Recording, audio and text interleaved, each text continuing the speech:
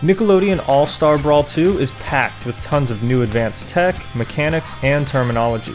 In this video, we'll cover all of the basics on how to play the game, as well as some important concepts that are needed to eventually master it. And in order to stay up to date on the latest and greatest strategies for NASB 2, be sure to subscribe to the channel, click the bell, and set it to all. Now let's dive into the basics.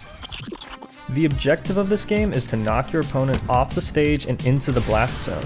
Think of the blast zone as a giant box that's just beyond the visibility of the screen. Touching this unseen box on any side is what causes you to lose a stock. The only way you're able to launch opponents far enough to reach the blast zone is by landing hits on them to build up their percentage first. Notice how as Squidward gets hit, his percentage rises, and as it continues to rise, so does the knockback he receives. Once your opponent is at a high enough percentage, you can finish them off with one of your more powerful attacks. Now that we know the objective of the game, we can turn our focus to the controls. For this video, I'll be using an Xbox controller, but you can use any controller that you'd like. Also, you can customize your controls by clicking X while on the character select screen. To move around, simply move the control stick left and right. Moving it slowly and gently results in a walk. While walking, the farther you move the stick, the faster your character walks. Moving the control stick quickly results in a dash. You can also crouch by moving the control stick down, which can sometimes make you harder to hit. After dashing, notice that your character skids a short distance when you release the control stick, and skids even more when you try to quickly dash the other way. Keep in mind that these skid animations won't prevent you from using any actions, but they can really slow you down if you're just trying to stay mobile on the ground. To stay speedy, you can dash back and forth during your initial dash. This is called dash dancing, and it can help you dodge attacks and keep your opponent guessing where you'll be next. Once you're feeling comfy on the ground, you can start hopping around with the jump button. Tap it very quickly to stay close to the ground with a short hop, and briefly hold it down to get the extra height of a full hop. If you press the jump button again while in the air, you'll perform a double jump. Note that most characters only have one double jump per air time, meaning you need to touch the ground before regaining your ability to double jump. Because of this, double jumping before getting hit could put you in a bad spot, since you may end up off stage or in a combo without having it as a resource. Whenever you're in the air, it's good to be aware of when you're able to fast fall to increase your fall speed. To fast fall, simply press down on the control stick while you have downward momentum. You can tell that you've successfully performed a fast fall if you see a small white sparkle appear. It can be really beneficial to practice timing your fast falls right at the peak of your jumps, as mastering this little nuance can end up significantly speeding up your gameplay. Now that we have our basic movement down, it's time to look at attacks. First, we'll be looking at light attacks, which are often quick and good for combos. They can all be performed using the light attack button along with the control stick. When on the ground, you can perform 5 different types of grounded light attacks depending on the position of the control stick or if you're dashing. Pressing the light attack button without any direction results in a neutral light, which is typically referred to as a jab. For many characters, jabs can be pressed multiple times to create a jab sequence or rapid jab. Due to their speed, jabs are often used to quickly interrupt your opponent. By tilting the control stick as you press the light attack button, you can use various other light attacks. A horizontal input results in a forward light, a downward input results in a down light, an upward input results in an up light, and if you press the light attack button while dashing, you'll perform a dash attack. When you use the light attack button while in the air, you'll instead get a light aerial. And once again, the direction of the control stick determines which of the 5 light aerials you'll end up with. No directional input results in a light neutral air, otherwise known as a nair. A forward input results in a light forward air, otherwise known as a fair. A backward input results in a light back air, otherwise known as a bear. Holding down results in a light down air, otherwise known as a dare. And lastly, holding up results in a light up air, which is just referred to as an up air. Moving on to our next button, we have the charge attack button.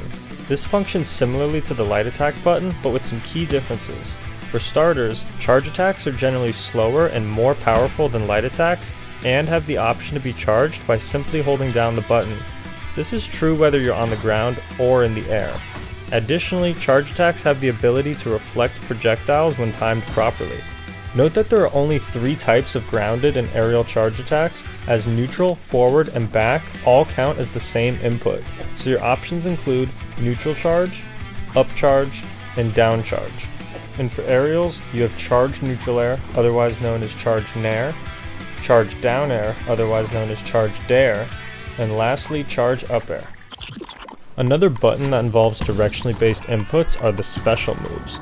These moves are generally much more unique and can function very differently when used by different characters. The 4 directional inputs include neutral special, side special, down special, and up special.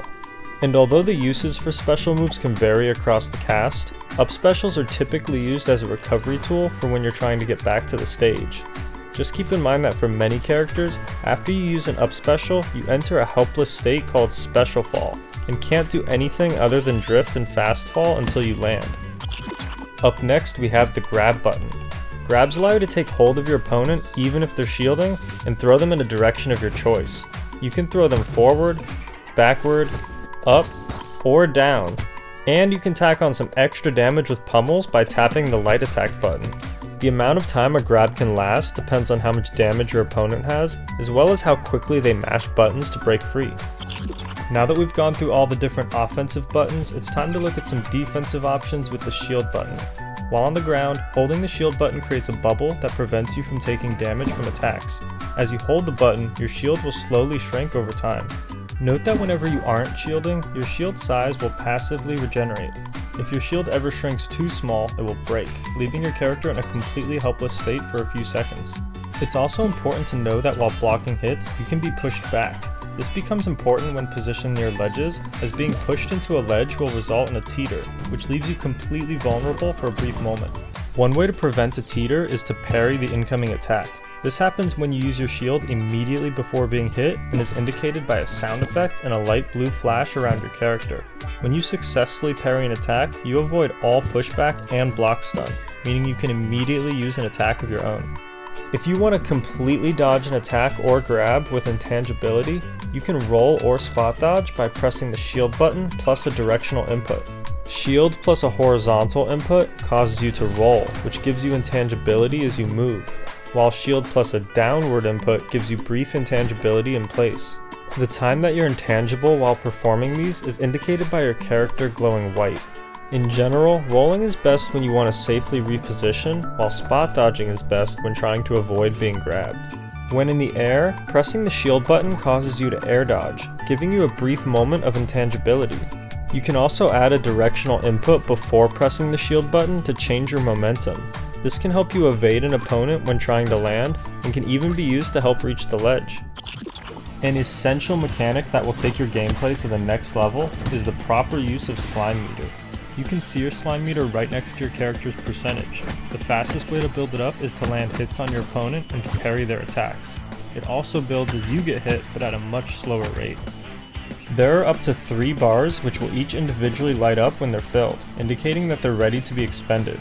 Also, it's important to note that your second bar of slime will fill up more slowly than your first, and your third bar of slime will fill even more slowly, so there's an incentive to use slime frequently. The slime button is a modifier button, so it doesn't do anything unless you combine it with another input. However, when you hold it down, 3 slime balls will orbit your character, indicating that you have at least 1 bar of slime ready to be expended. One use for slime is to perform a slime block. This is done by holding the slime button while shielding and prevents your shield bubble from shrinking while also preventing any pushback. Just try to avoid holding this down for too long, as it'll drain your slime rapidly. For the cost of 1 slime bar, you can either enhance a special move, charge attack, air dodge, or even cancel the end lag of any move. To enhance a special move, press the slime button before you input that particular special move. This has a completely unique effect for each special move, so consider experimenting in the training room with slime set to full to get a better feel for how your special moves are affected. To enhance a charge attack, simply hold the slime button as you input your charge attack. This won't affect the attack's speed or range, but it will make it hit extra hard. If you use slime on a directional air dodge, you'll get a quick burst of speed. Just note that this does not have any intangibility like a normal air dodge would, so it functions purely as a movement option. Next we have slime cancels, which allow you to cancel any move at any time, and even briefly freezes nearby opponents for you to extend a combo. This is done by simply pressing the slime button during any of your moves. Just note that for balancing purposes, after you use a slime cancel, your next attack won't have quite as much knockback. Next up, for the cost of 2 slime bars, you can use a slime burst. This halts your momentum and pushes nearby enemies away, which can help you escape combos or prevent yourself from being KO'd. To input this, press the slime button and the shield button while you're in hit stun. If you manage to save up all 3 bars of meter, you have the option to use a super attack. All super attacks hit in front of your character and act as a powerful way to finish off an opponent's stock. To input this, press the slime button and the light attack button. Shifting focus to when we're the ones being hit. If you're ever launched into the stage or a platform and want to recover from the hit more quickly, you can perform a tech. Note that teching provides a brief moment of intangibility. To do this, after being hit, press the shield button right before you hit the ground. You also have the option to tech to the left or right with the control stick. If you miss a tech, you'll instead land on the ground and be completely vulnerable to attacks for a brief moment. From this position, you have 3 options to get up with intangibility. To do a regular get up, tilt the control stick up. To roll, tilt the control stick to the left or right. And to get up attack, press the light attack button. Teching can also come in handy when being knocked into the stage from under it. This prevents you from being stage spiked. Whenever you're hit off stage, it should be your priority to either make it back to the ledge or onto the stage however you see fit. A standard recovery usually consists of a double jump and an up special. However, you can use any of your character's unique moves, as well as a directional air dodge, or even a slime dash to navigate around your opponent and safely recover. Recovering safely onto the stage is ideal. However, most of the time your opponent will be in a position to prevent that. So unless you're able to recover high, it's often best to recover to the ledge. Once your character is near the ledge, they will automatically grab onto it and become intangible for a brief moment. From here, you have 5 options. 1. You can perform a regular get up by tilting your control stick toward the stage. This option provides intangibility for most of the animation. 2. You can perform a get up attack by pressing the light attack button. This can catch your opponent off guard if they aren't respecting your space, but is riskier to use if it's blocked or misses. 3. You can ledge jump by pressing the jump button for a small hop onto the stage. 4. You can ledge roll by pressing the shield button. Although this does put you in a better position than a regular get up, it's much slower, giving your opponent more time to react and punish accordingly. Lastly, you can let go of the ledge by tilting the control stick away or down, and then double jump with an attack. This can potentially turn the situation in your favor, but can be risky as getting hit would put you off stage without your double jump. Make sure to check out part 2 of this series where we'll be covering more advanced tech and strategies. Also, let me know down in the comments which characters you'd most like to see a guide for in future videos. Thank you so much for watching, and I'll see you in the next one.